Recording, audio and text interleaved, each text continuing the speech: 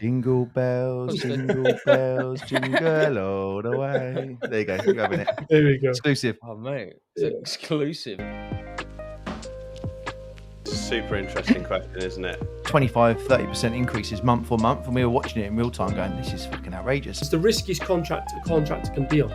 Go downstairs, I check, and it's fucking cannabis bar that Sonny got given for his birthday. Sonny doesn't even like them. But I'm like, this morning, I'm just like, oh, fucking hell. I don't know how to do this podcast. Ground up sound. Ooh, yeah. Real estate deals. We lay them down. Let's get those deals. Deals. Deals. Deals making money, baby.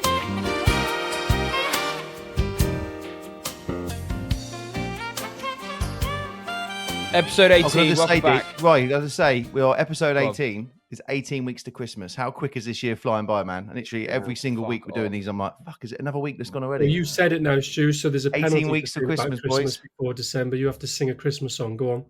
Yeah, Go on. Go on, Stu. Jingle bells, jingle bells, jingle all the way. There you go. You're having it. There we go. Exclusive. Oh, mate. It's exclusive on the ground. The famous mug to finish it off. All right, guys, I've Can't start got without coffee, mate.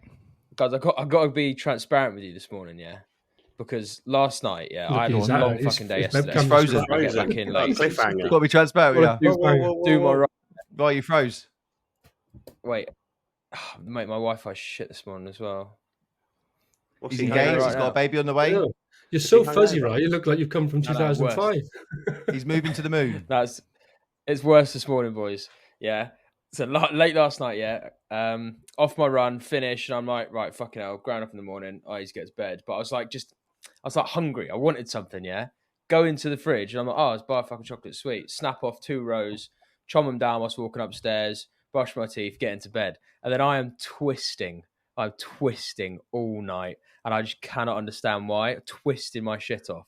Wake up this morning, I'm like, oh, fuck. Why do I feel so fucked? Go downstairs, I check, and it's fucking cannabis bar that Sonny got given for his birthday. Sonny doesn't even like them.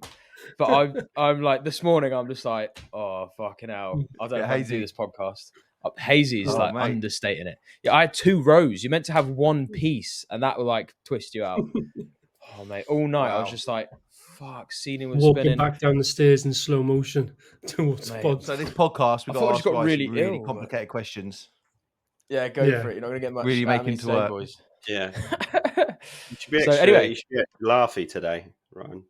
Yeah, probably. Well, ground up episode 18, and I'm stoned over accidentally. So, but yeah, we got loads of questions today that we could go through. But I'll let you guys lead the charge. shall we say. So, Jack, you can read these out, mate. Right, go back cool. to the fridge and grab another bit, mate, and let's just watch it happen in real time. Yeah, You don't we're want almost that. at the end of the week.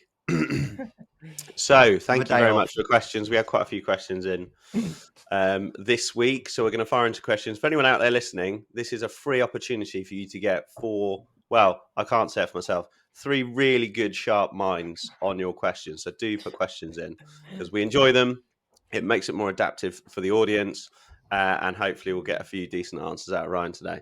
So, question from Jaden. I think Jaden might have asked more than one, so we might be coming on to more. Do you find stacking BTR deals, so for anyone listening, that's build to rent deals, more difficult than build to sell deals due to the tighter margins? Quite a subjective question. Who wants to take it first? Dorian, do you want to add some insight on this? Do I find stacking build-to-rent deals more difficult than build-to-sell deals due to tighter margins? Well, for me, the answer is the answer is no. A second, because I just stack deals, so to speak. And if you're going to do a build-to-sell deal, I wouldn't necessarily do that deal if it only worked as a build-to-sell. If that makes sense, I know, or I'd be very cautionary if it did. Like it has to work. It has to work as some other means as well, or some other exit. So if it doesn't work as a build to sell, but it does work. And sorry, if it does work as a build to sell and doesn't work as a build to rent, I'd really look at that. That could only happen if your build to sell margin is just too low, and you just, or obviously the price of per unit is too high, and the gearing required makes it unstackable from a rent point of view. But long story short, I'm winding up. But the answer is no, because it shouldn't really. Yeah, Stu. Yeah, I feel exactly the same. I don't stack a deal to rent or to sell. I mean, our strategy is to build to rent, or it was, and we are changing that at the moment to different avenues. But ultimately, I still look for the same margin. And depending on the demand, if we've got an investor who wants to buy the whole block as a build to rent investment and hold it, then the margin should still be the same. So yeah, I'd look at all deals as build to rent or build to sell as the same. Really, it wouldn't affect Rye, are you feeling the same my as what opinion. these gents have said? Slightly different in the northeast. Up here, you kind of have to accept that your GDC to GDV is much tighter. So, which is much to Stefan, one of our mutual friends, who's a broker for development finance, much to his sort of annoyment, or however you'd say that. Annoyance. There you go. That's the word. I'm struggling this morning, boys. But he always struggles when it comes to stacking it for the dev, because he's like, oh, fucking hell, it's a pretty tight margin in this deal. And I'm like, yeah, but the amount you're parking because of the inherently lower capital values up here is negligible compared to the rent. So we're more happy to park money because we're not parking that much money proportionally to the rent that we're getting. So up in the northeast, definitely much tighter margins. So when we stack these deals, we're stacking them for yield. That's the main thing we're looking at, and making sure that it doesn't. It's actually a flip to this question, and you actually find it easier to stack build to rent than you do build to sell, massively, rather than what this question is saying. Massively, yeah.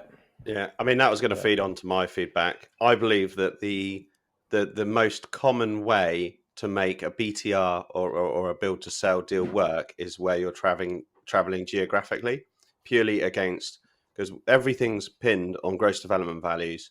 So when you're building a £1 million scheme and you're borrowing 75% LTV, you're going to have to do quite a lot of stock up north to get to that value, but very little down south. Therefore, the yield's a lot worse. So build to rent is much more favourably profitable up north, like Ryan said. And I believe build to sell is much more favourable in higher value areas down south. We actually, on all deals that we do in central suites, whether it's build to hold or build to sell per house that we do, it's quite a granular approach to build to rent.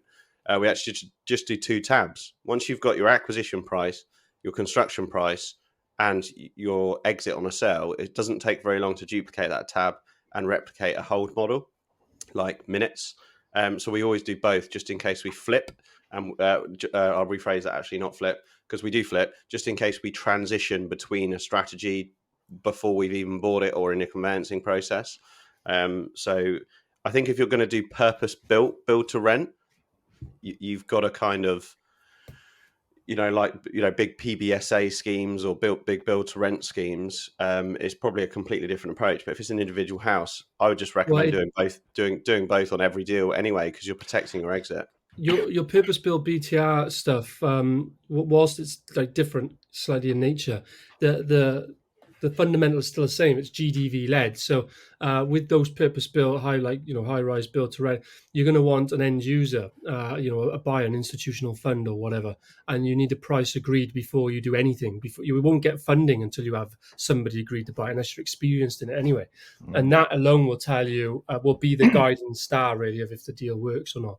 So I know, and you guys can correct me.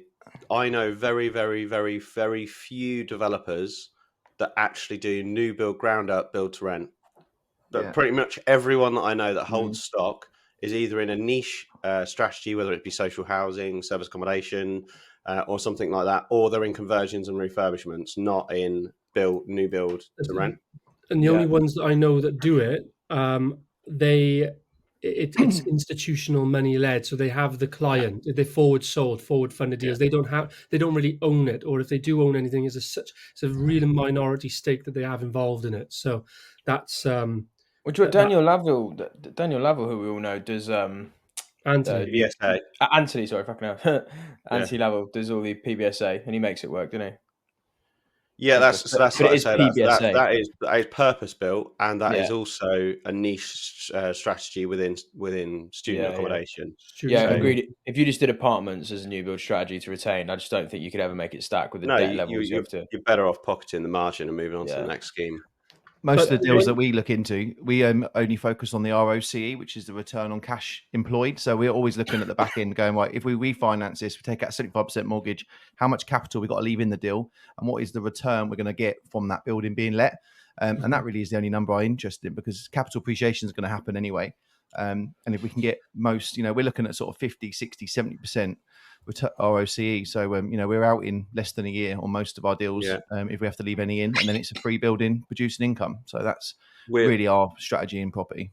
we're the same as you. A big metric in our HMO and rental business is return on cash left in. But another really good metric to look at, which a lot of people ignore, is actually the return on the deposit, which is the money that you've got left in, but also the equity that's beyond the mortgage. And what that's really good to look for is we know what IRR or rate return on cash we can get in our business, because like Stu, we've bought and developed deals, refinance them, and we're getting like 40% return on the cash that we've left in the deal per annum. But sometimes if you actually look at the return on the equity, it can be like 6%, which I think shit. And I'd rather get that out, sell the site, and reinvest it So into you're our looking for business. your opportunity, potential opportunity cost. Yeah. That's what that one does. Yeah. Yeah. And the only bit I'll add really is, because there's something I mentioned, is I wouldn't look to do deals with a single strategy, even though that's exactly what we do. If you do a deal that has only got one exit, it's okay as long as you mitigate the other factors. Like we've looked at a deal that's high end housing previously. The only exit it'll have is to sell, and the only way really to mitigate that deal was in a form of a joint venture with either an equity provider who's happy to keep the equity in and park it if you can't sell, that's got to be agreed, or a JV with a landowner, and the same thing, they put the land in for free and they get the money out at the very end. So then it takes a lot of the pressure off, really. But it's still, yes, all good points you guys have added. Thank you, Beautiful. Dorian. Very kind of you. No problem. You Next question. You get an A minus. I'll take that. It's probably the highest grade I've ever got in life. So All right, we've got the next question, guys. Also from Jaden Malley. What premium are main contractors charging you for your developments? this is a super interesting question, isn't it? I mean, It is. it'll be interesting to go across the board, I think, and talk about different size and contract values and what margins we think those contractors are making. I think that's the best way to go about this, because technically I don't know what margin my contractor's making, but I can guess if it's a 500k contract to 2 million quid, roughly what they're probably targeting, 2 million to 10 million, 10 million plus. I think that'd probably be the way to go around. What do you think, It's guys? got to be 20%, isn't it? So I think that you are the smaller the contract, the higher margin they've got to kind of put in there, because they're overhead. You don't need, the bigger the project, you don't need, it's not proportional to the overhead you need in the business to run it. Like a 10 unit site will literally be nearly identical in terms of overhead as a 30 unit site. And also the time scale actually to deliver a 10 unit new build site and a 30 unit new build site isn't triple. It's not triple. It may be several months longer, but it's definitely not triple and definitely not double. So that's where the bigger the contract, the lower the margin. But then also the other big thing to note there is the type of contract they're on as well. Because if they're on a all risk design and build, for example, lump sum fixed price, then the premium you're going to get charged is more. If they're on a traditional contract with remeasures and basically there's so much that could be rebuilt, they will go on a lower margin, because if anything comes up that they've not priced for and quantities are different, they're going to just charge it back. So the risk is lower. Yeah, I completely agree with the sentiment that smaller the deals, the higher the margins, and the bigger the deals, proportionately that margin to overheads. 15% on those bigger deals, smaller deals. I mean, we've been charged before we had the construction house, and we knew once we bought the construction house what we were getting charged, and typically it's between 30-40% margins, so uplift on cost.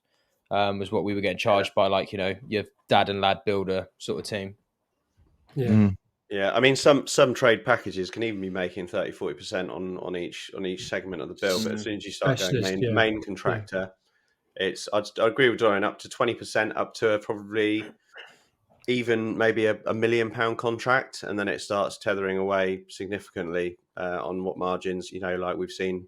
Who was the big firm that begins with a C that went under? They're working on. Sorry. Carillion? Yeah, that's it. Carillion. What were they working on? Like a 1.5% margin. Yeah, so some of these really large, some of these contractors will win like a £100 million framework or something, and for that they will go on a gross margin in the single digit percentages, like 8% or something, and then their overheads are like 6% or 5%, and then so the net margin is really low, and you'll think like, why would you do that? But it depends. It's not as clean cut as that, because contractors don't actually look at the gross margin, so to speak. Everything's kind of worked on a markup, but there's a different formula that contractors work on when from like to work out the viability of their business, especially if they're mainly in contracts with pass-through costs. So if they're in a contract that's, like I said, is traditional, or within their scope with the client, there's like a kind of a pain and gain mechanism. So if things come up that are new or different, they will actually be able to recharge them to the client to a certain extent. And between that, it's actually, even though it's a large project, that from a cost point of view, it's not. When you can charge back, the risk comes down, so they'll go on a lower margin. But yeah, I'm not a fan of. I don't think the business works on single digit margins. But like we've had it, housing associations, some of the employers' agents on a £4 million contract we was working on, they asked us to disclose our margin. Bear in mind now, we're not even on a traditional contract or a cost plus.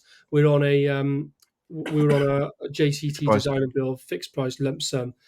Anything that comes up, we'll take the full hit on, like anything. So it's the riskiest contract a contractor can be on. And then the employer's agent came back and said, "Yeah, we want you to be on 8%." And what we just said, we're just not doing it. It's just not going to happen. Got a crazy stat for you guys. Construction on average allocates for 12% of UK business failures and administrations. And in 2023, that doubled to 22% of the administrations filed were construction businesses. Yeah, that's because the inflation, that is, being in fixed price contracts and inflation going up. We got hit with that hard as well. So, like I said, we agreed to do a £4 million project. Still recovering, aren't you, Dorian? Still recovering, yeah. Honestly, I can see why so many people went under, because I had conversations with clients myself and said, the cost. Literally, we just handed over a project now. The cost went up 40%. I'm not even kidding. But our sales price didn't go up at all. And I went back to the client and said, if we went under, you would have to go back out and retender this and pay the full price, probably even more, because no one likes taking on part finish work. So, like, why can't you just assist? Yeah, give us some more money. To be fair, shoe on the other foot and being on the other side of the table, Dorian, we went through that period as well, obviously. And everything that we had was a fixed price contract. Every contract that we were working with. You're the client. So we just went on holiday for a year on Barbados and didn't answer the phones. We obviously didn't. It's still an issue for us, because one of our issues is can the firm finish off what we're doing? So we actually ended up sitting around a table with every contractor that we were on site with, and ended up sort of sharing that load, because we want our sites finished. So it's kind of shit for everyone, because even though we're in a fixed price contract, if we actually acted on the contract we were in and got them to deliver that, they'd have just gone under. And actually, one of our contractors could stomach just building it out what they agreed, and did do that, because they're have good good morals than others. But we just had to have a chat with them and help them and figure out a way to get from A for B and move on to the next one. I mean, it was Yeah. scary times, man. September to August till Mm. October, it was literally 25-30% increases month on month, and we were watching it in real time, going, "This is fucking outrageous." And at month 4, no one knew where it was going to end. It could have just kept on going. It was spiraling out of control. So it was a scary time. And no, fair play, D, for digging deep, because a lot of businesses would have just folded and gone, "Fuck this," we're out. And it does take a long time. Like we mentioned on other podcasts, it does take a few years to come out of a hole like that. But you come out stronger, and you have little changes in the business that hopefully protect you from it happening again. But yeah, we were doing smaller contracts, so we could change it in real time. That following week, we'd go, right, it's now 2.5 grand's worth of cost rather than 1,800 quid's worth of cost, because it was just moving so fast. But Yeah, I mean, I times. tell you who did. Tell you who did actually fucking have a bit of a laugh. Builders merchants. They were doing all right. Yeah. Record profits they were making, mate. They were just Yeah. But so cashing in on the fear. it was a Owned by combination most of the of tier things ones. at the time. It was the prices, the labour price went up. Just before that, just before high inflation, there was that post-COVID boom because of the money that was injected by the government. That made all labour shoot up because everyone was busy and wages shot up. And then we had the supply chain issue and all those costs shot up. Then off the back of that, we had energy rates because construction sites are unregulated. They shot up massively, like running a site, electric costs, etc. And then off the back of that, the government also changed the fuel that you can use in machinery from red diesel to white, like we have. And you're just like, that was, you had just like this wham effect of boom, boom, boom, boom, boom, all in a short space. And like I said, I can genuinely see why construction companies absolutely failed and folded. Like we knew some around that were in like £100 million worth of signed contracts, and if the margin, the average margin for contractors, call it 10% to be generous about it, costs move 30%. There's, unless they've kept a huge reserve in the business, there's just no way they're going to be able to get out of it, really. So, well, it was that exact time that when that happened is when the contractor we were using on the big site went down, and we had to then start a construction company. And we started it at that point, and then went, "What the fuck's happening?" Like going back to the merchants and just seeing prices go up like 4%, 4%, 4%. The thing is quicker. timber hadn't moved for about 6 years, 5.5 years or so prior. So we knew that was potentially coming, but it all happened again, like Dorian said, with everything else happening at the same time, and with energy, and everyone wanted to do their gardens, and all the timber that's being used for fence panels and sheds, countrywide. It just sucked all the resources we had in the UK. And then obviously had COVID and what was it? Tilbury docks, everything was stuck there, wasn't it? Because of leaving the EU. It was just a complete shambles, really. And because construction industry is under-resourced as well in terms of there's a shortage of labour, because of the post-injection after COVID and the boom, the money people were commanding was absolute, and it still is to a point, but was absolutely insane. You had site managers that used to be on 40 grand, and all of a sudden they were being offered 60 grand. Nothing changed at all. And that literally, for every role in construction, QSs, technical people, commercial, site managers or ops-based people, the money just kept going up and up and up and up. Wasn't it £5,000 per tooth that they had? I think you're talking about a dentist practice now, eh? Is that another analogy of yours, Jack? Go back to the past. Site managers, God, right? God, They were the best chippy in the world or the best project manager in the world. It's like, and why the fuck are you a site manager then? Yeah, do you know, that is every site manager you meet, they were, like you say, So I reconditioned the Big Ben. Oh yeah, I bet you did. So why are you a site manager then? All right, next question.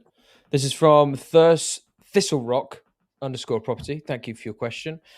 I'm guessing I think there's part 1 to this question. There's a part 1. There we go. There we go, boys. What's been the top 3? Where is this? Is it only 2 parts? Yeah, it is. What's been the top 3 lessons learned since starting your property business, and what impact have they had on your business? Let's get my head around this question. What's been the top 3 lessons? I can go if you want. Yeah, go on, D. You start us off, mate. So there's more than three. Like there's just countless. But just to 3 keep it million. simple and give everybody a chance as well to speak, the first three that come to my mind is in terms of top three lessons learned. Number one was or is that cash flow, both personal and business cash flow, is really critical, and should be everything you do going forward. You should be always asking, how am I going to cash flow from this? How can I cash flow quickly from this? And like if you're going to go into development or property and it's a 9-month project, don't forget to ask yourself that key question: where's my personal cash flow coming from for 9 months? So, because that can easily be forgotten. The other thing was the top lesson: whatever time scale you think you'll take, double or triple it, because everything moves so slow in this business. If you think something's going to take you 3 months, like Stuart said just before we got off this call, I bet you in 6 months he's still on it. No offense, Stu, but We'll be done, I'm mate. writing it down in 6 months to. But you are experienced, so you should be. Wait, all what right. project's that, Stu? This is the office conversion in Aldershot. So it's a 6-bed HMO with no walls coming out. What's the date we're saying? And we've got a 2-bed He flat on said the ground by floor Christmas. basement. I think you'd be I'm saying going to have a team on it. We're going to complete. We're just gearing up now for probably end of August, a couple of weeks' time. I'm going to Done by put a team on Christmas. it straight away, even though we ain't got planning, because we've already had the pre-app done and all the Sang and Sam fees have been agreed. So we're going to crack on. And I know we'll be done and we'll be decorated by Christmas, and then we'll be looking at refinancing it sort of Q1 next year. So no issues there. We've got a diary entry for the end of February. Just so everyone knows that deal. So we've offered £410,000 for this site. We've got to pay about just under 50 grand to the Sang and Sam to turn it from an office to C4 for six HMO rooms and a 1-bed flat with a study down on the basement. There's 4 parking spaces. We're going to program about 120 grand on the cost. That will be with solar panels, batteries, and effectively it's knocking a few lintels and putting in little kitchenettes and en-suites. And we've done a deal with 2 investment partners who know each other, so good friends of mine. They're putting in the money, so we're going to put 225 grand in plus 80 to purchase the property. The vendor is actually doing a second charge 12 months on the site for 120 grand. So we haven't got to find that cash, and we're giving them a 7% coupon. And then that'll give us the cash to do the work, refinance it. We refinance it for about 750, pull out the capital, everyone gets paid. We might have to leave about 30 grand in there, but that should bring us in about 80 grand a year. And the mortgage, depending on interest rate, should be around 50-ish, I think. I can't really remember the numbers, but it's about 30 grand split 50-50 between me and the investor. So 3 months work, and we should be putting in about 15 grand a year, 20 grand worth of cash flow. We'll see. So that was nice little easy filler job. 2 lessons. Cash flow is critical. Personal and business cash flow, don't forget it. Number 2 is whatever time scale you think you need, double it or triple it. And the third thing was whatever money you think you need in terms of debt or equity to do a deal, also double that as well. So, well, not necessarily the debt, but definitely the equity. If you're going to do a deal, call it £1 million deal. It's got 20% margin in it, 800 grand total cost. If you think 150 is going to come from equity and the rest from debt, the debt might be fine, but with that 150 equity, you will save yourself a world of pain and stress if you just raise a bit more than you think you need. Don't go to the bare minimum. Over raise on the equity, you'll have an easier life. That's my top 3. Completely agree. Stu, don't take us down Aldershot Lane again. Takes down Aldershot Lane. No, this is I went off one then. Just because we talked about it offline, so I'd complete this circle. Yeah, exactly.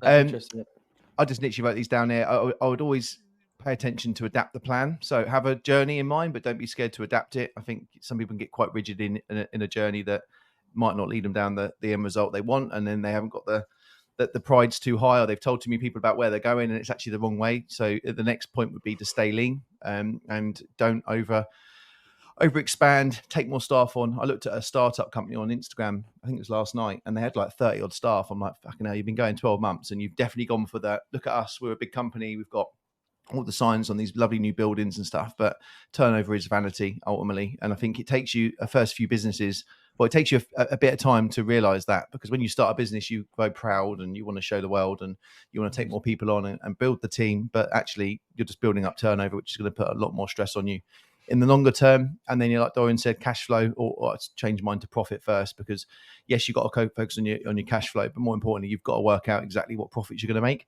and make sure you take them and pay yourself. A lot of developers or builders won't pay themselves, and that's a real bad habit to get into. You need to make sure you've got your cash in place and that you're focusing on profit. So they'd be my 3 top lessons Nice. that I would focus on. Nice. I know Ryan's first one. Make sure you do due diligence on anything you eat out of the fridge. Yes. Read Right, the yes. packet.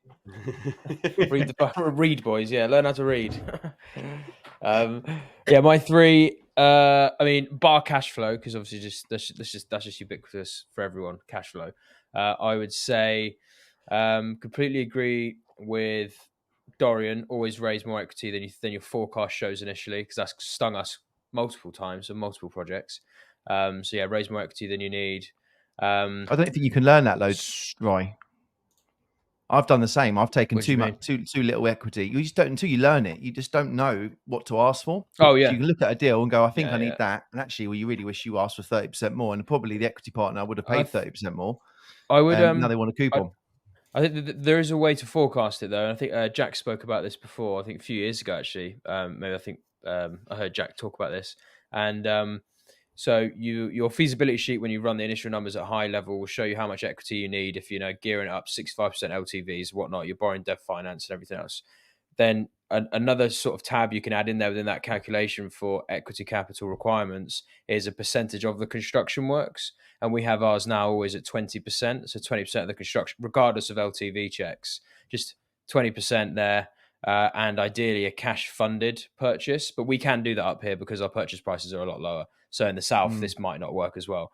And then that's where we try and benchmark the equity requirement. If the purchase is a bit higher, then we might look at, like, say, a 50-50 gearing on the purchase, but still plus that 20% and all soft costs paid for in cash. And that usually will get any deal done up here. Yeah. Should I break that down how that looks at our end? So we actually have, so to figure out what equity you need on a leverage deal is what we're discussing here, which leverage with development finance is you need the total deposit, which is normally 20, 30, 40%, depending on the finance you're getting in place. All of the purchase costs, so that's all the dead costs, stamp duty, legals. Banks don't pay for that stuff because it's dead. There's no value in that. If you're putting a new roof on a house, the bank might be interested in lending you the money on that. But if it's dead costs, the transactional costs, they won't always lend you that. So transactional costs, as Rye said, we put in 15% of the development if it's a large development and 20% if it's a HMO, just because it's a pain in the arse doing so many drawdowns on HMOs or smaller projects. Yeah. And then last but not least, any hard costs that are within the construction to kick off. For an example, any pre-commencement costs, community infrastructure levy, any fees that go to the council, because you'll need to cash flow those in addition. And the reason I touch on that is because we've had it before where 5% of our construction costs have actually been SIL that are paid on start of the works, and if you don't have that budgeted, you're then fucked to start the works because you've had to fork out that capital, even though the bank will pay for that in arrears, which is normally how development funding works. You need to have that in situ. So that's how we calculate it. Yeah, I'd say the other two, so equity capital, the other one I would say slightly different. Sounds like you always need a bigger pipe. Sounds like you need a bigger pipeline. I genuinely think you should live by that if you want to be a developer. It's different if you're just wanting to take on, like, personally or like with a business partner, just 1 or 2 sites a year. You can overstretch yourself quickly. But if you want to build a development team behind the business, you always need that pipeline, because if you go dry, then you've got overheads and so like the bigger pipeline, forward thinking. If you run into sort of troubles, sometimes you do just need more work on the table. And then the last one, so equity. I'll get to it. Equity sounds like you need a bigger pipeline. Cash flow, yeah. I forgot what it was. That was the 3. Move on to me. Well done, mate. What's that third one? Come back I might to me. take some of that to Cornwall. A bit time out. It's so weird, why? Because you're normally so sharp and like ready with some. I know, mate. It's funny. Equilibrium. When I woke up this morning, I was like, "Oh, nah, I'm not. I don't think I'll be able to speak this episode." So I downed a coffee. You're doing well. You're doing well. Thanks, So my man. 3, we've Thanks, already Dad. touched on cash flow, so I'll actually add in something else as a bonus. So rule number 1, the first deal is always the hardest. You're naive, you're stupid, you don't know what you're doing, you don't know how finance works. I'd definitely recommend bringing in someone that's worn the t-shirt a few times before. So the first deal is the hardest, and don't be begrudged by that. I think Dorian found a stat that the most podcasts last after the 21st episode, and everyone that folds their podcast journey before then doesn't make a success, and there's a reason for that, and that's the same as development. It's not easy, and the people that last are the people that can really stand tall and do deal after deal after deal. And it does get easier. There's still new challenges and still new learnings. You never stop learning, but it does get easier. The second one, which was a big one for us, is property is like no other business that you run before. Every SPV that you set up is technically like a mini business that sits under a group. And what you can easily do, and what we did to start out and was a huge mistake, is we got distracted by the deals and didn't think about the core business, the overarching trading business, and how that works. And I shared a presentation with Ryan and Stuart about critical mass and overhead ratio against turnover, and thinking about the cost of your business and the cost of the deals that you're doing. And the reason I share this is we weren't doing big enough deals. We were doing end of terrace new builds that were making us 50 grand, and some of our team are on 50 grand a year. So that are working on those projects. So much larger deals that project manager can do 3 or 4 deals a year. And why are we doing the smaller stuff? So analyzing sort of critical mass, business size, turnover to staff ratio, your fixed costs as a business, so you understand where you want to be in terms of size, is really, really key. So focus on the business. So tip 1, first deal is the hardest. Tip 2, focus on the business, not necessarily the deal. And then last but not least, is a common misconception in property development is that if you have a construction background or a technical background, you're set for a successful business in delivery. Yes, you've de-risked a large part of a property and construction business, and investors might think you're a low-risk investment partnering with you. But I actually believe the 2 biggest skills that you need to obtain to be a successful property developer is finding deals and finding money. If you can't do either of those, you're really going to struggle to build a successful development business. And the main reason I say that is because most of the roles in delivery you can actually pay for, but it's very difficult to pay for deals and cash. Beautiful, Agreed. mate. I've got my third one. Can I say my third one? Let's go. There we go. Finally. My third one is client service. So client service, definitely don't do it baked, but yeah, client service, investor service, same sort of thing. The more you can constantly, because you'll start out with a tactic, you start out with an approach to raise money or to, carry an investor through a project and update them throughout. But you should always aim to improve that service, because if you always aim to get better at doing that, more transparency, a better brochure, a better reporting and update videos and things like that, the more that your clients feel safer in your hands. Obviously, again, don't do drugs, kids. But if you do it safely, and you're updating your clients with full transparency, and they don't feel like they don't know what's going on with their projects because you're not updating them enough. The amount of clients that have come to us who've used other developers before and just gone, we love that we get updates every week. We used to not hear from our joint venture partner for like a month. So I think if you always aim to improve that service, then you should find it easier and easier to raise more finance in the future and get referrals, which is the best way you can get new clients. Yeah, that's that. I did well to get through there. On the investor cash required, I just brought up my appraisal form. I just want to read these out because I think it'd be quite handy for people who are looking for investors. And if there's anyone missing, boys, let me know and I'll add it to my list. But so I've got the deposit of 40%, any VAT that's equivalent to the building purchase, you need to pay up front. The agent's fees, whether you've used a sourcing agent or you've got to pay the estate agent to win a deal. Any new SPV company setup fees, legal fees need to be paid for. Any insurances for the building.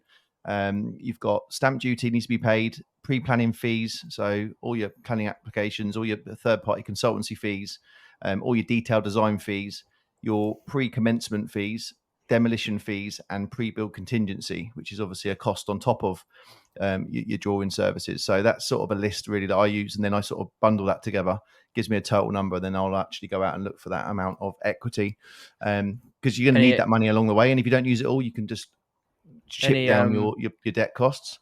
Do you ever put any others missing? You put an assumption for S106 or council contributions or things like that? Yeah, so pre-planning fees, and let's have a look, because I've got a list here of them. All those items are then broken down even further. The S106 and SAM is all under legal obligations. So affordable housing, empty buildings relief. We actually just put all of our insurances on a direct debit, because then if you don't need any more, you just cancel the direct debit, and we find that the saving doing that on paying, I think 7% on Close Brothers Finance, and obviously we're borrowing debt at more than 7%. So we just take that on every business. So in our social business, believe it or not, we're paying £4,000 a month in insurances, in direct debits. So if we, exit a site or change provider, we can just cancel the contract at that point. Then What about holding costs? So, I got one thing. So 2 things on there. One, just for those listening, if you have to buy something with VAT, you could also potentially VAT bridge it, but it'd be easier if you were just with if you had equity, as you say, that's just part of the overall deal. But You get it back. It's empty.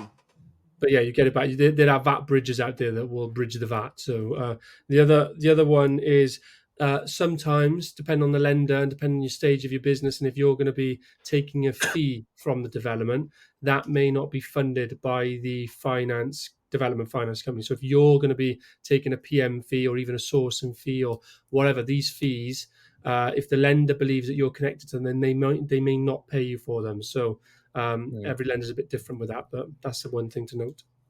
Yeah, and holding costs as well, Stu, isn't it? It's like council tax, utilities, those standing charges on the meters and stuff.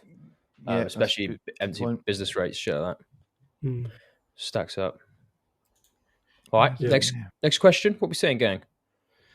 Next question. So this is from your brother, innit? Yeah, Jiggens, my little bro, little broski. So Rob has asked, if you could have anyone in the world sit on your board as a non-exec for 1 year, who would it be? Starting with D? Start with Jack. Go on, he's your brother. Go on, mate. Yeah, dead or alive. Are we allowed to have someone that's dead? I'm guessing not. Yeah, fuck it. I mean, Tony Pidgley would be my dead one. I'd just rate him. I think he's brilliant.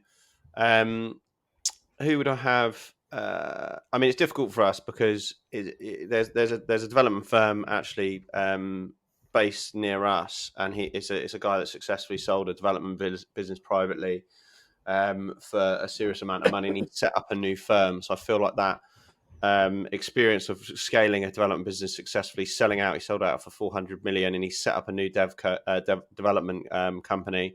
He set up that the same year that XP was born, and he's turning over double what we are.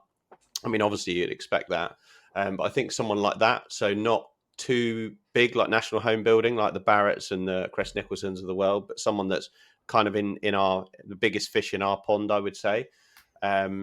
So either that they're CEO, because I think it would be way more valuable for us in the next sort of year of where we're at, because I feel that we had the pleasure, Stuart and Ryan, of hearing a talk from Barrett Homes, and there's a lot of stuff that he didn't know as the detail, like kind of, I don't want to know what it looks like when you're there. I kind of want to know what it looks like to get there, if that makes sense.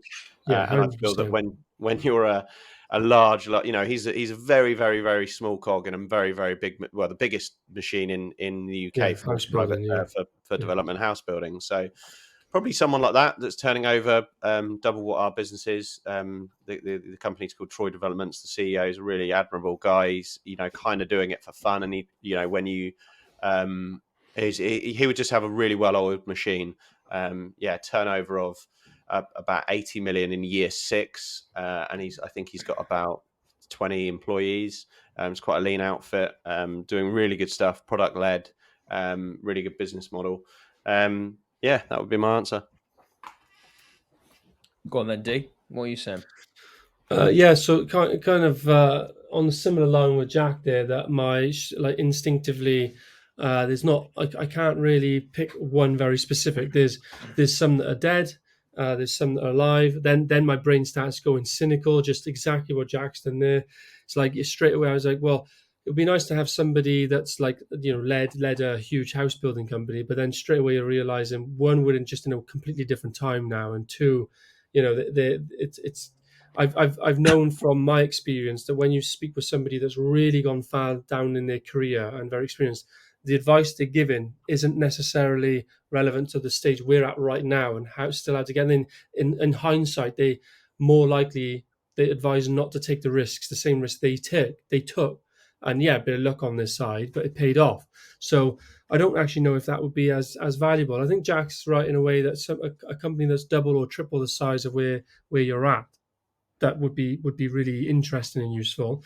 And then really though, to be honest with you, the other one that I thought would just be good is just like a renowned Dorian, can I business. just quickly pinch you on that, because there might be Yeah. some listeners that are looking for non-execs. If Yeah. you're starting a development, for an example, and it's 700k GDV, I would recommend double or triple probably isn't enough. I'd probably aim for a business turning over 20, 30 million as a guide. So when you're doing smaller stuff, 20 Yeah. mil plus, and then double or triple. Yeah, so yeah, I agree with that. So just for the benefit of the listeners, our business is turning over 25 million at the moment. So when I say a double, I'm looking for somebody that would be ideally around that 75 million plus turnover mark as well, really. But then I think I settled on having somebody that was just a renowned business professional. I mean, one of my favorite business authors, which I've recommended to nearly everyone I speak to, is Vern Harnish. So somebody like that, I suppose, someone that just has that business, holistic business. It'd be great to constantly bounce. Because once you understand the industry you're in and how it works, really, it's there might be this particular individual strategy that could accelerate you, but ultimately, it comes down to business fundamentals, really. Mm. Nice one, Yeah, mate. to bounce onto that, I totally agree. It doesn't matter what field of business you're in. I think that the fundamental steps from A to Z, whether you're in technology or construction or manufacturing, it's the same process.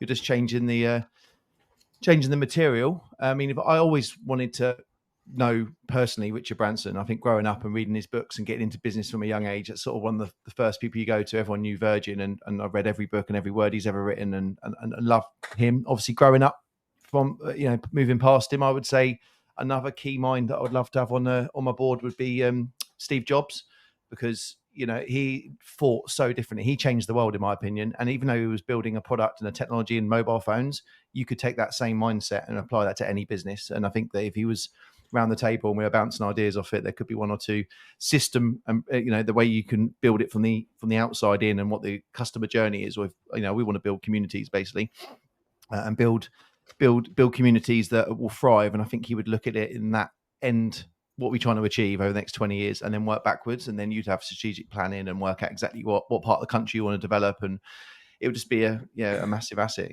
but he was a bit of a legend, in my opinion. And I would say it would be a toss between, I'd have Richard or Steve Jobs, really.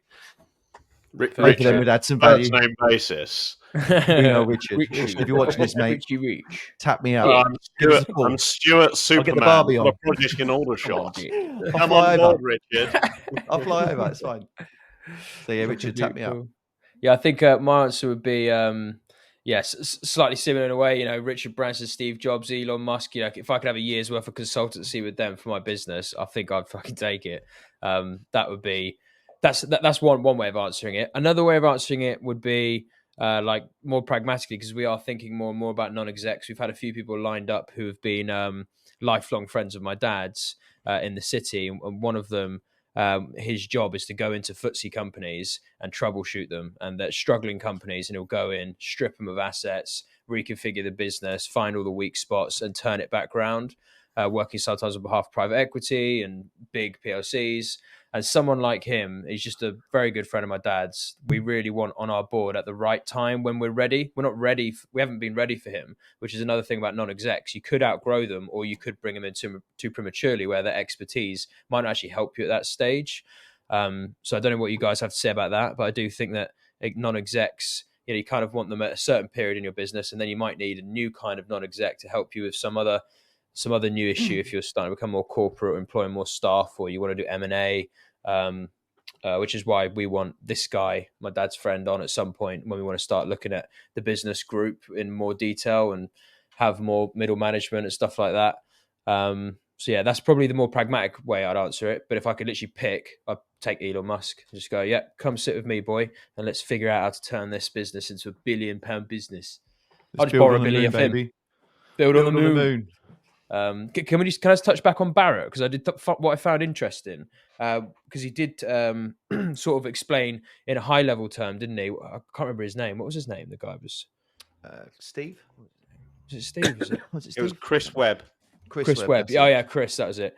And he explained at high level how Barratt was built up, and essentially they've got 29. Forgive if I get some of the numbers wrong, but it's 29 mini development companies all around the country. Chris Webber, Chris Webber, head of land and planning, Group Land group. and Planning Manager at Barratt Homes PLC. Young guy, Yeah, super yeah. smart, really interesting. Yeah, really generous as well. The information he'd give us, other than their net profit on per unit, but. We had to reverse engineer it though, didn't we? We had to work backwards for the affordable housing and try and work out what the margins were.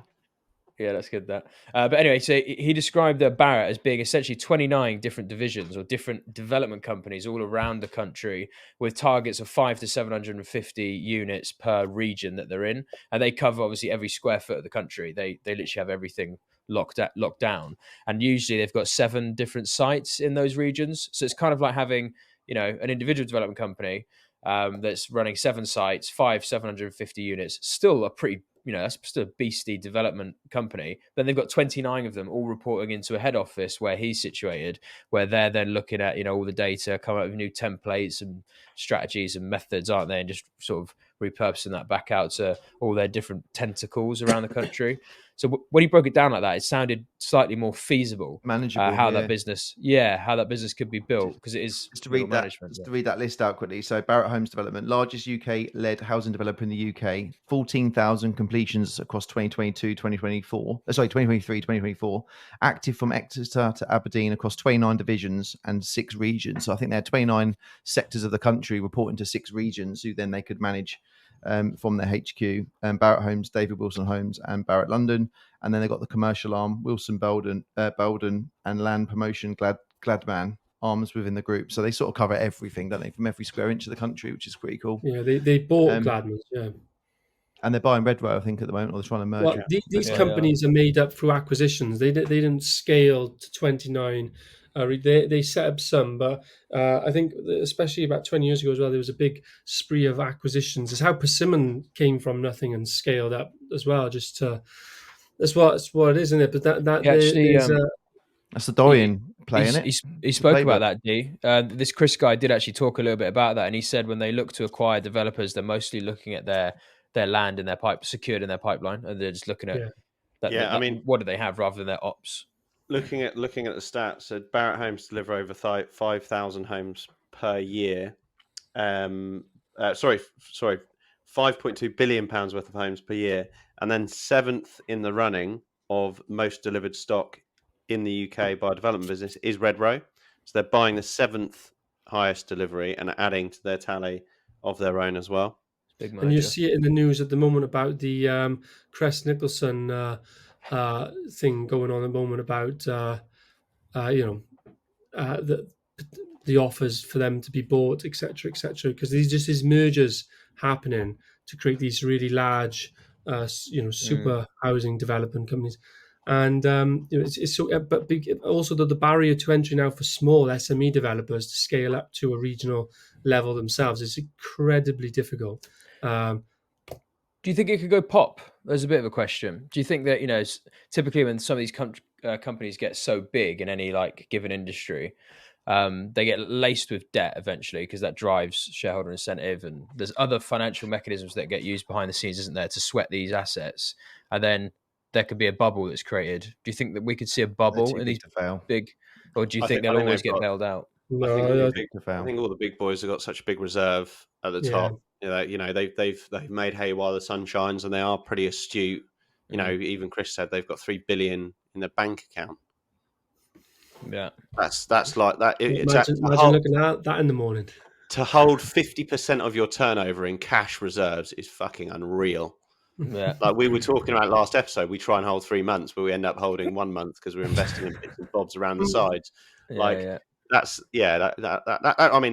me holding 22 million pounds in cash. Then how do we feel about these companies getting bigger and bigger, and you see Lloyds and banks entering the build to rent space, and do we think that's just going to? Well, I mean, it's just like for me, I always SMEs, or instinctively just go to David and Goliath mode. It doesn't really matter how big some of these players are. There's always going to be space for Davids in the arena as well, because the bigger they get, the bigger the sites they need to look at. Whereas SME developers, we look at a site from 20 to 80 units. Barratt won't look at a site to depending on They the area. start at they're in. 75. They won't look anything less Yes. than 75 units. And a lot of the house builders are the same. So they come in at that zone. So they just ignore the rest of the zones, really. So they're not really the competition in those areas, if that makes sense. Yeah. The other thing as well, what you Completely mentioned agree. was about the myth that you hear about them land banking and not wanting to start on sites. They reckon the second they got working drawings and they're good to go, they're hitting the ground, putting spades and then going.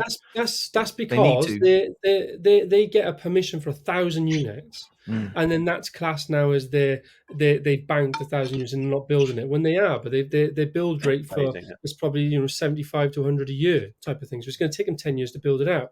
But then they use that stat and say you're not building 1,000 homes, but and so so building it's that 250 a year because it's the what the word he said. It was about the market depth, probably, is it? No, it's sales the rate. absorption rate. The absorption rate. Oh, If they go and build 1,000 units in 1 year, that area won't. The demand will be too high. The supply will be too high for the demand. Yeah, kill their own demand. Yeah. The other thing as well is that when I read Barrett's annual report before, I weren't in the meeting with you guys, but I read it before, and it takes them. I think it said on there. I did probably give you a different stat, but on average 7 years to get onto site from starting a deal to get onto site. Did he give you a stat on that? How long it takes? They do a 10-year option with a 5-year extension. And 7 years is their average from securing the option through to putting boots on the ground. Yeah, 7 years is what I read in the annual. And if it's 1,000 units, they're going to do it in 250 units per year. So they're going to phase that over 4 or 5 years. So if they're building 15,000 homes a year, and it takes because of the planning system, it takes 7 years on average to get the consent. They need to have X amount of years in ahead in the planning pipeline already. Just because otherwise, if they start falling behind that, because it's a big metric that gets tracked, the shareholders, the stock market will slam them. Their price will fall, and it will have more negative consequences anyway for the economy. So it's a false economy blaming land banking when it isn't really true, I would say. Yeah, but pipeline is a very different thing to land banking. Land banking is secured. Obviously, pipelining is future stuff. But I agree with you, Dorian. The shareholders in the market, unfortunately for them, are looking 7 years ahead at their business rather than today. Do you know what's interesting thing though is that Barrett they build for over £5 billion worth of property, and they're probably valued on the stock market. I haven't checked, but they're probably valued it in the region of about 5 billion as well, because they typically get valued at their turnover on the stock market. It's going to be there or thereabouts. Whereas a tech company like our construction management software company, Procore Technologies, doesn't do any building. It's just a construction management software that's also listed on the stock exchange, and that's valued at 8 billion. So it's valued at more than the largest house builder. This is I think someone's got it right. The nature of these PLCs, and I know we just touched on their capital reserves and what cash on hand they have at any given time, but also the industry they're in. That they're such industry incumbents. It's not like technology is going to come in and disrupt their market too much either, because there's so much relying on these house builders that's tethered to the economy. So, which kind of begs the question: bar macro movements like inflation and interest rates, what risks do these companies really have, so long as their operations are local securing more sales land, hitting their metrics, which is sort of tethered to interest rates and inflation, isn't it? Which is why, as long as there's demand in the country, because we've got a massive demand compared to the supply, they're always going to be in the green, right? So there's an incentive for the planning policy to not, I would have said any macro problem is their biggest concern. Their biggest issue, There's a site near me in Henley-on-Thames where Taylor Wimpey bought a site that was promoted for £18 million, something like 95 houses, and they've been stuck at post-planning stage because they can't come up with a plan of basically. Apparently, there's like an underground stream that runs through the site into the river. They can't come up with a suitable plan that the council are happy with. And I just think, look at that site, and I'm like, fucking hell, that would absolutely break our business if, a 18 million acquisition price was just sat there, probably 100 million GDV site doing nothing. And they've owned the site for 5 years. But then you've got to remember is they're turning over 2.3 billion pounds worth of stock per year. So it's just all the macro stuff is what I would say are their concerns. So interest rates changing, buyer, but also planning. but also planning though, right? Like if planning suddenly became a bit of a free for all, it would unlock a whole load of sites, wouldn't it, around the country? And there would be a huge change in their incumbency that because they can control the land and the zoning But they're around these involved. towns. They're involved at policy Yeah, I know. level. That's what we're I saying. know, They're the ones that are creating the that's what I mean, yeah. gains and stuff. That's what I mean. Whether it's in their favour or not, but yeah, who knows? Like, as in that's one of their other big risks. They've got inflation, i.e., cost of materials, which directly affects profitability of the site. Interest rates, which again could affect the exit and the saleability of the site, and then planning, i.e., how much supply there is of this ready available product that they've land banked for years and years and years. So there is no incentive for the big house bashers that have cornered the market to want planning to get easier for everyone, right? Like, Jack, what was the that's one stats thing on that can't SME change. builders? You said the SME builders, I think, a few years ago versus now. So Barratt Homes are currently delivering 10,000. Sorry, 12%. Barratt Homes are currently delivering 10% of the total houses delivered to the market, and they're the largest in the UK.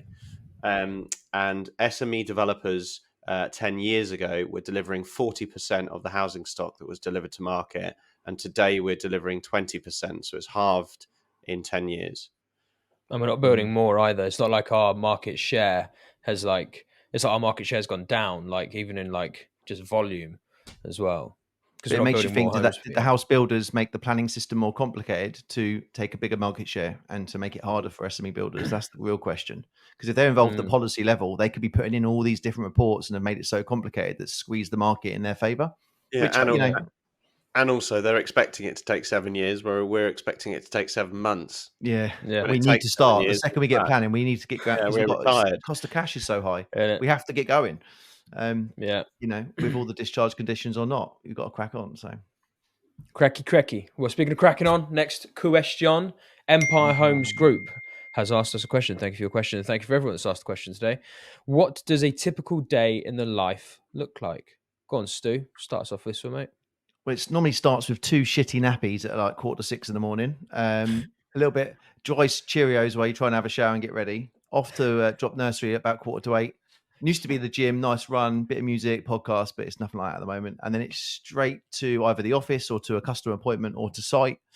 Like yesterday, for instance, I've got a development consultant who we literally decided in the last few weeks we're actually going to go into business together. Really excited about that because we've got a target now of 5 big developments where we make a minimum of £500,000 GP per site. So that's what we're going to target. And it will stop me buying stuff emotionally and make me focus more commercially on we're only going to get involved. We're going to make money. And a bit like you Jack. Mean like that hotel you bought? Yeah, no, it's fine. That's a good one. That's part of the strategy. But ultimately, it's a bit of social housing, a bit of impact fund talking. He's got loads of people in this world, which would take me 20 years just to tap into. So me, Will, and him have decided we're gonna roll this out, and if it doesn't work, we'll go back to just buying and holding. But if it does, it should allow us to put some cash in it. So yesterday was all about a strategy on that, setting up effectively the company. We have got a QS as well, or a contracts manager who is looking at the build side of the pie. Gary will be looking after the development side of the coin. So we win on both sides, but we want to make sure we're going to be able to deliver fixed price contracts for this new SPV. So working on the actual numbers is really important. It also looks like we've really underclaimed for the bank. So we had an hour and a half conversation about where we feel like we can change the program to get a lot more of our preliminaries up front. The beautiful thing about having Sky Lofts is that it is a cash flowing asset, so we can rely on it to allow, give us 30, 40, 50, 100 grand's worth of capital on a working site, which puts that company under more pressure. So we're actually looking at how much money's left. We've only claimed about 400 grand on that site, 415 grand. And we're at plastering stage. Yes, we've got windows and rendering to go, but it's a £1.3 million build contract. So we're way under resourced with terms of cash flow. So we've got 10 days to sort that out. So that's quite big. You claimed 400 odd grand, but how much have you actually spent to date? Yeah, 570. So you're in a cash negative cash flow. So I've geared up the payment plan to make sure we are cash flowing at the front end, back end. I mean, sorry, Stu, but for anybody listening, Stuart has experienced that now and learned from it. I've experienced it previously and learned from it. It's probably an issue that every developer will come across and then learn from it exactly what's happening there. But it's so easy to do. like in our thing, we have a contract sum analysis with our client. With you guys, you have a schedule of works and a drawdown a schedule with the bank. If that is incorrect, even though your end figure might be correct, but if that is incorrect, you will end up cash negative, and that is so. It's easy to do over a few months as well. Like Like we didn't claim for as many of the preliminaries up the front end. So, where the MS was probably expecting a 200 grand lump on stage one, we've claimed for works we've done at like 80 grand. So we were out on day one. So again, it's only until you get to a cash position where you are getting a bit of a pinch, you're thinking, what is going on here? Why are we not making the money we need? So anyway, this QS has come in. He's doing a great job. He's on like day 14 so far. He's on a 3-month probation. But with a plan of us sharing a profit of the build, if we can give a fixed price to the SPV, he will get a focus on the delivery and the budgeting, which is quite exciting. So yeah, we're just trying to nail down the development piece now. It's gone way past being a side hustle of buying and holding a few properties. To actually, we could turn this into a couple of £1 million profitable company per year. Which is exciting. Where does this fit in the what does day for Stuart look like? Strategy, man. All strategy. Yeah, and the missus thinks I sit around doing nothing, but the amount of energy and brain power you need to sort of make these big, massive decisions. So basically most of my day was spent trying to work on this yesterday, but ultimately my time is spent seeing new customers, vetting them, bringing them into the loft side, visiting sites on the builds to make sure that any issues or fires that are being done that are reactive, that we could work on that as efficiently as possible. And then we had a 2-hour meeting with our new architect. So we've gone through we've got five sites that are sort of £5 million, between £4 and £5 million GDV. We just want to make sure they're on track to be able to start Q4 of this year, Q1 of next year and beyond. So yeah, whatever needs to be done gets done. So today, for instance, after this, I've got like 3 quotes to do. What have we got on today? I don't know how much you want to know, but today we have got. I think just in general, keep it like 30 seconds on what you're doing a day, not fucking where you're off to Aldershot and what your missus thinks you do. Yeah, I've got 3 appointments. Tell us what their names. Can you tell us their names and the address? I can tell you the address. I'll tell you exactly what's going on. What they do for work and how many kids. I've got about 4 phone calls to make. I'm meeting my old man over at the bank at 12 o'clock. I haven't seen him for a couple of months. Typical day. For lunch. Typical day. You completely missed there is no standard day, mate. There is no standard day. It's just as carnage as the next day. Go to the corner shop. I'm going to take him for lunch. I'm going to probably order the fish wrap because it's quite good. With normal chips though, not with sweet potato fries because I fancy normal chips today. Is that not sweet? Oh, I love sweet potato fries, mate. I do like it normally, but I fancy some dirty fries. Right, yeah, nice one. Thanks, though, Stu. Thanks for that, Stu. Mate. Anyway, Jack, how's your day in the lives? So I mean, the stuff that Empire Homes Group probably really wants to know is what time you get up, roughly what do you spend your time on. And how many hours you work, I would guess. I've obviously got to spread my time between several businesses. So Central Suites, our property management, HMO and lettings business, XP Property Development Company, XP Surveys, the surveying business, and then also Parasocial, our social housing company. But normally get up 6:30ish. I'm on. I get up, go straight to the office. Literally just shower, get into the office for early doors. I like getting a bit of work done before everyone in the office comes in. And then the majority of my day is spent, between the businesses, but mostly on XP, the development company. We find that of late we've been doing a lot of firefighting in our social business, and that sort of trumps and prioritizes over other things. My area of the business is always capital raising and finding deals. So whether that's in Central Suites, XP Property, or any other business, that's where most of my time is spent. I'm also the one that's in the office every day. Ben isn't in the office every day, so I'm doing a lot of, team progression, making sure everyone knows what they're doing, being to a hand if any questions are getting asked, or bugger off if I think they're asking me stupid questions. I then pretty much balance my day between all the businesses, progressing them all, almost like business development in every business and strategic business decisions. I work till about 6, then go to the gym if I've got time for an hour, and then eat, and then I'm straight on my laptop until pretty much midnight at home, while the other half is watching TV, and that's a pretty standard day for me.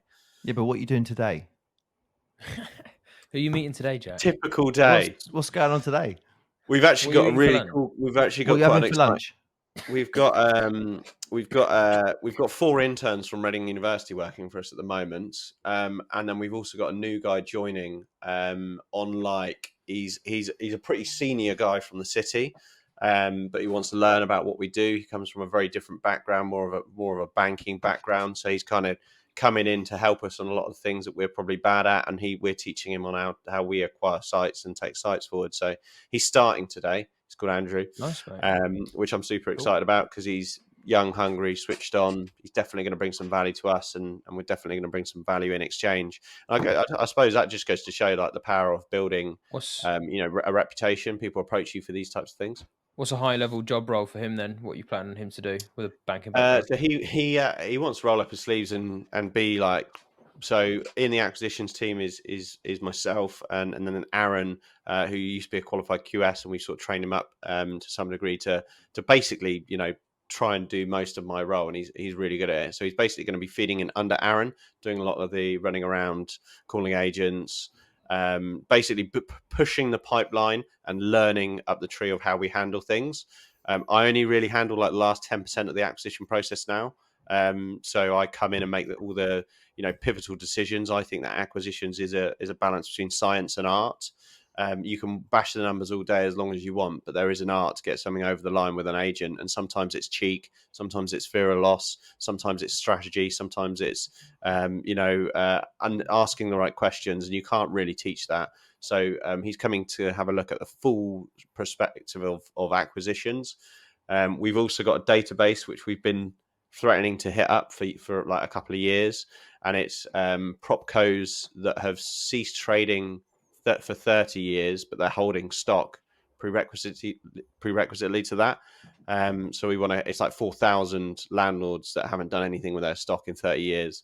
So we're planning on going through that and riling that up for PD, brownfield sites. So I'm going to target him with that because it's not going to cost us anything. His time doesn't cost us anything, but if we get a deal, he's learning and we're getting a deal out of it. So we got some fun projects for him to work on. Banging, mate. Love that. Big D. Yeah, the only things Jack's missed there is sometimes he likes to pop down to the regatta, and he also likes to join his chums in the gentleman club for a little tipple before he heads home. So are we sharing? Other than that, it's pretty much bang on. Yeah.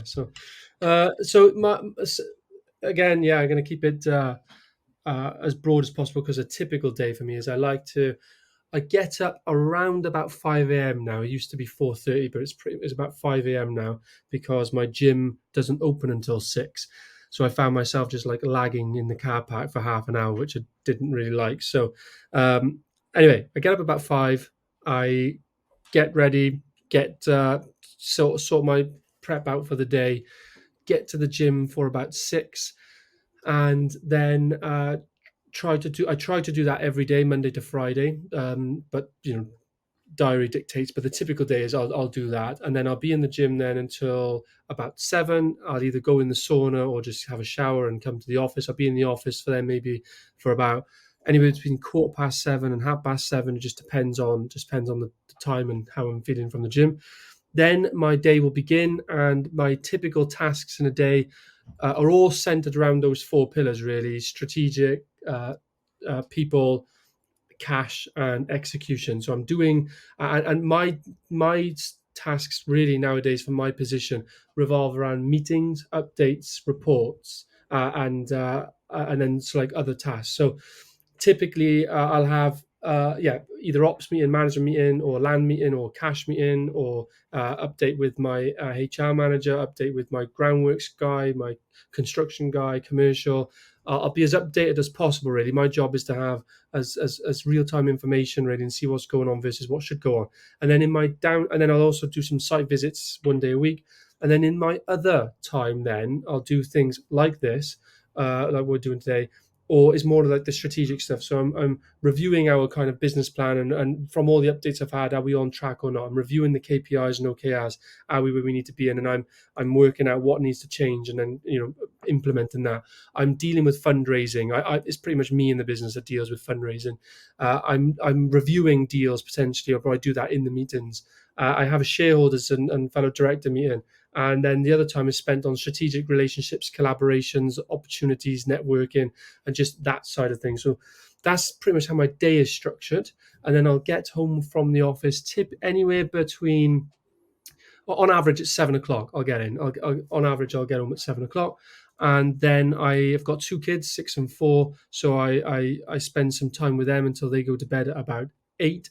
So yeah, that's unfortunately between Monday and Friday I spend about an hour a day with my kids, and then once they're asleep, it takes them about an hour to get to sleep. That's at 9.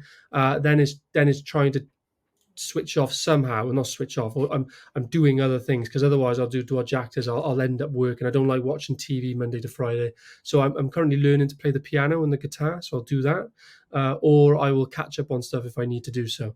And then Saturday and Sunday are different, but that's how Monday to Friday looks. What about the wife? Oh, of Oh, course. I missed Sorry, this. yeah. So I'll Monday to Friday we won't spend a tremendous amount of time together. We Right. will, and we'll be there like together in the evening.